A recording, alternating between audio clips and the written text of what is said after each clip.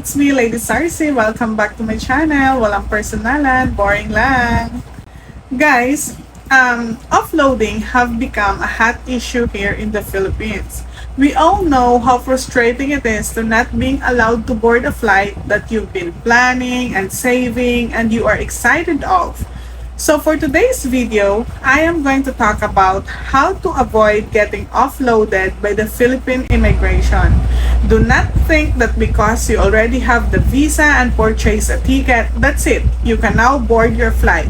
Well, sorry to disappoint you. Because unless you convince the immigration officer about the status of your trip, there's a big chance that you'll get offloaded. Actually, this is every traveler's nightmare. I saw a lot of people in the airport, guys, crying, disappointed, but you can't do something about it other than rebook your ticket or book a new one if it's non-rebookable and non-refundable. And even though you can rebook it, you still have to deal with the enormous amount of the rebooking fee. Imagine the hassle. I think this is only happening in the Philippines because when I mention it to foreign friends, they don't know what is offloading all about. So if you are a Filipino passenger bound to countries like Dubai, Thailand, Hong Kong, Malaysia, watch this because according to the Bureau of Immigration, these are countries considered transit points accounting of high incidence of human trafficking.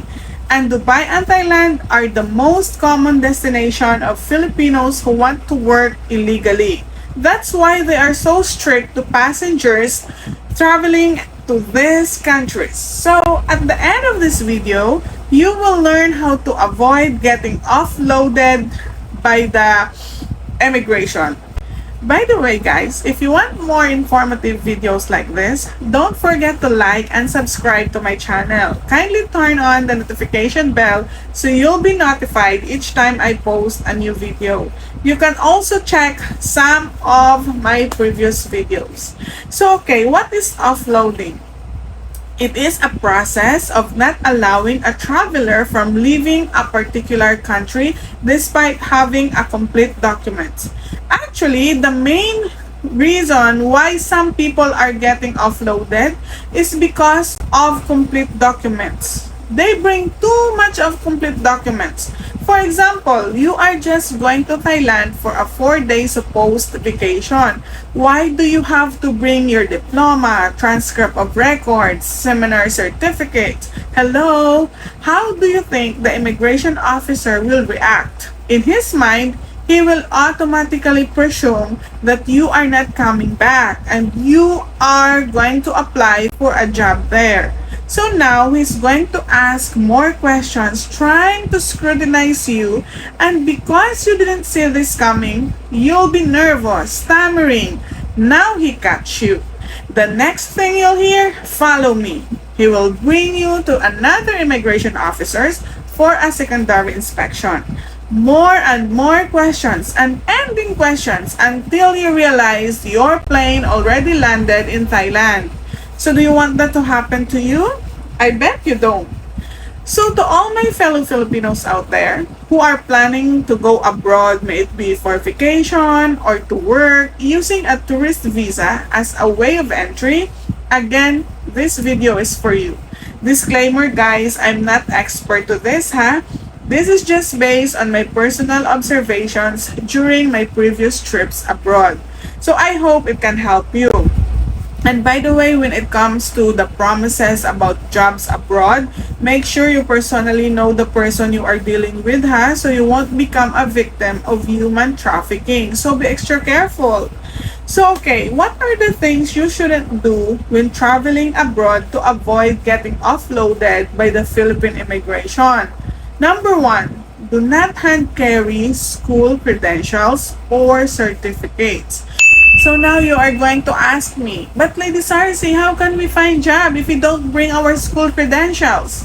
Actually, you can bring that. Just don't hand carry it.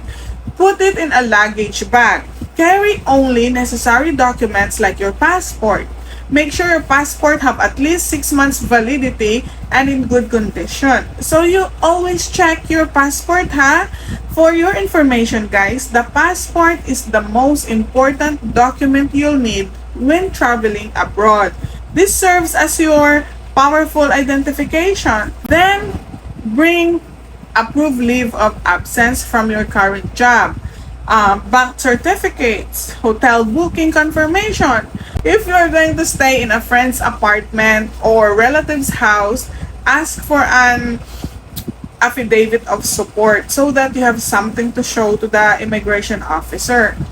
Next, the itinerary. Guys, we already know that you are going to apply for a job there. But please, have the decency naman to bring some itinerary for that 4 days trip. Let's say the IO will ask what particular places in Thailand you want to visit. What are you going to say if you don't have an itinerary, di ba? Next, the second most important documents.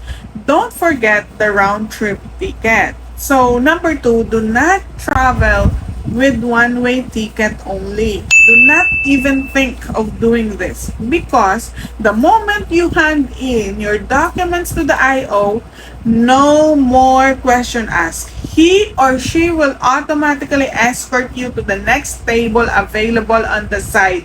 They won't even waste their time to explain to you why they will put you there. They'll be watching your ass and make sure you can't leave. So before planning your trip, guys, make sure you can afford to have a round trip ticket with the date of your return on it. Do not present fake ticket itineraries, or any fake documents. The immigration officers are not stupid. They're expert on this field. Play smart, act smart, okay? Number 3, do not travel alone. This is a case-to-case basis, guys, depending on age or gender. If you are a very young, beautiful woman and you travel alone, especially to countries like Japan, Korea, since there's a huge entertainment industry there, this can raise questions to the IO. They will automatically assume you are going to work there or you'll meet your boyfriend, get married, and won't come back. Actually, either way, it's okay. It's up to you. But my advice, bring someone with you so it would really look like a vacation. Don't take chance. The IO are very smart. So play smarter.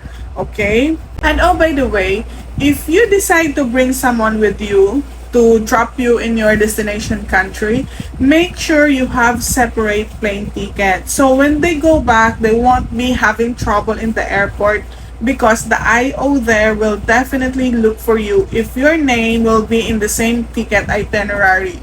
So to avoid the question and answer segment, again, just have a separate ticket. Okay, number 4, do not disclose any foreign boyfriend. If you are going to tell the immigration officer that you are about to meet your foreign boyfriend in that specific country, good luck.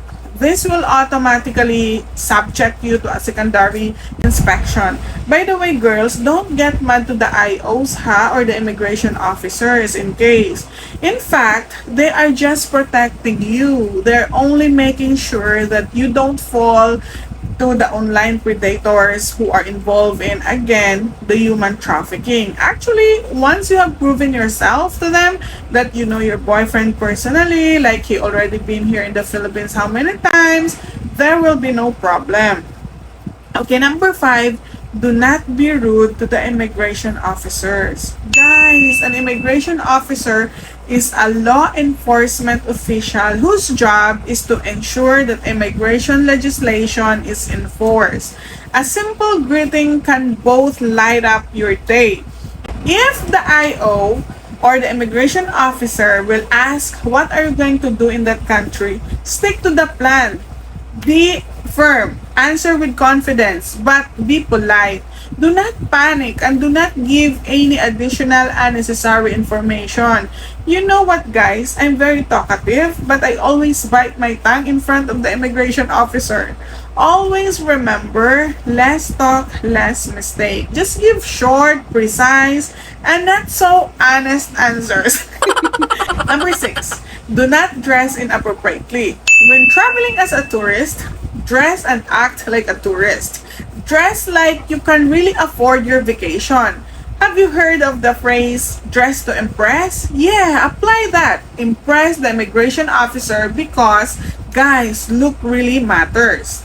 Okay, number 7, do not go to the airport last minute. Okay, since the pandemic, travel protocols and requirements have been continuously changing. So arrive at the airport at least 4 hours before the scheduled time of your departure. And of course, in case you will be subjected to secondary inspection by the immigration officers, at least you have enough time. Remember, you are not the only person traveling. So forget about the Filipino time even just on that day of your trip. Number 8, do not go to the airport drunk or with hangover. There are reasons why you will automatically get offloaded if you go to the airport drunk. A drunk passenger would be a big threat to other passengers. Who would want to sit next to a drunk person? You might disturb or worse, harm other passengers. Then you'll cause the plane to land nowhere near to your destination. So no, better stay at home instead because there's no way an immigration officer will allow you to board your flight if you are visibly intoxicated. And you may also bear in mind that having a hangover at altitude is worse than having hangover on the ground. So good luck to that.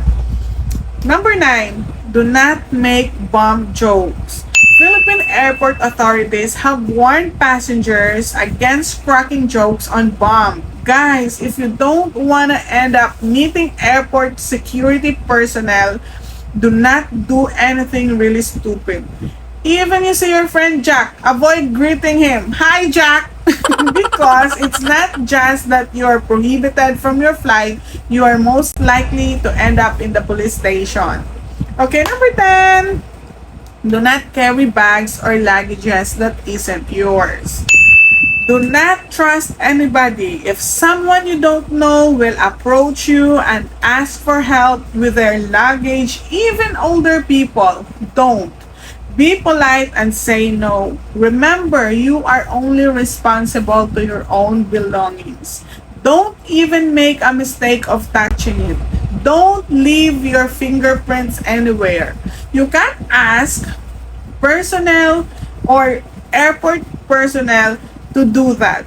I feel you. It is always good to help, but not in the airport. You don't know these people. They might be carrying something that can jeopardize your flight or worse, can put you behind bars. So be extra careful. Just mind your own business and wait for your flight patiently instead. So there you have it, guys. The 10 things you should not do at the airport to avoid getting offloaded by the immigration officer. If you have any questions or clarification, don't hesitate to comment down below and I will try my best to respond to your queries. Thank you so much for watching. Please don't forget to subscribe. I love you and keep safe, everyone.